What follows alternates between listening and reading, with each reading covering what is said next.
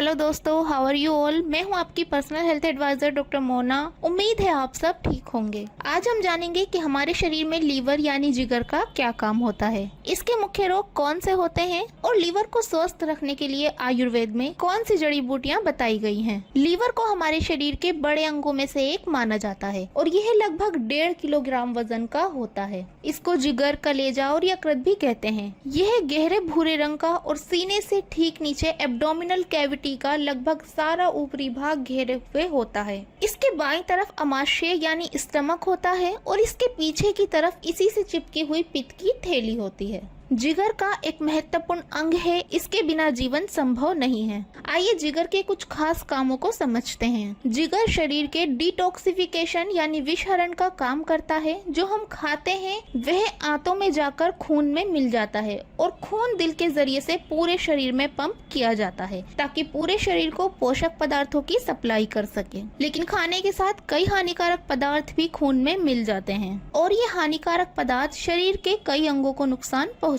सकते हैं। ऐसे में प्रकृति ने नीलकंठ का रोल निभाने के लिए लीवर को चुना है। आंत से खून सीधे दिल में नहीं जाता है, बल्कि पहले सारा खून लीवर में जाता है, जहां लीवर खून में मौजूद विषैले और हानिकारक पदार्थों को सोख लेता है और इस तरह शुद्ध हानि रहित खून ही दिल तक पहुंचता है। जिगर का दूसरा खास काम है शरीर की जरूरतों के लिए विभिन्न केमिकल्स का निर्माण करना। जैसे खून की प्रोटीन्स का निर्माण जिगर में होता है। जिगर का तीसरा काम है पित्त बनाना। पित्त जिगर में बनकर पित्त की थैली में इकट्ठा होता रहता है और जरूरत के हिसाब से आंत में गिरता रहता है। पित्त का काम भोजन के चर्बी यानी फैट वाले हिस्से के पाचन में सहायता करना होता है। जिगर का एक महत्वपूर्ण काम है यूरिया बनाना। जिगर खून में मौजूद विषैले पदार्थों को यूरिया में बदल देता है। यह यूरिया गुर्दे खून से अलग करके मूत्र के रूप में बाहर निकाल देते हैं। जिगर का एक काम ग्लूकोज को ग्लाइकोजन में बदलकर स्टोर करके रखना भी होता है। जब व्यक्ति को किसी कारण लंबे समय तक भूखा रहना पड़ता है